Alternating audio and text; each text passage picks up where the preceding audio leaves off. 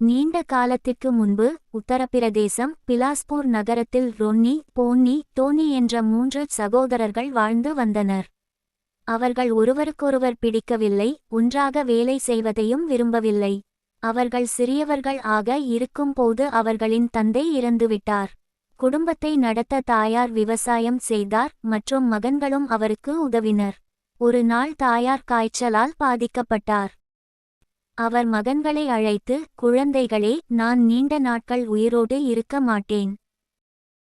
இறக்கும் முன் நீங்கள் அனைவரும் ஒன்றாக இணைந்து பெரிய வீட்டில் அமைதியாக வாழ வேண்டும். இதை நிறைவேற்றுவீர்களா என்று கேட்டார். ரொன்னி தாயாரின் நிலையை நினைத்து, நாங்கள் அவசியமாக உங்கள் ஆசையை நிறைவேற்றுவோம். ஆனால் முதலில் நீங்கள் நலமாக வேண்டும் என்று கூறினான். தாயார் மகிழ்ச்சியுடன் இருந்தார். ஆனால் போன்னி, டோனி இதை விரும்பவில்லை. துரதிருஷ்டவசமாக அவர்களின் தாய் இறந்துவிட்டார். ரொன்னி தாயாருக்கு கொடுத்த வாக்குறுதியை நினைத்து சகோதரர்களிடம், நாம் ஒன்றாக வேலை செய்யலாமே என்று கூறினான். ஆனால் போன்னி, டோனி ஒத்துக்கொள்ளவில்லை.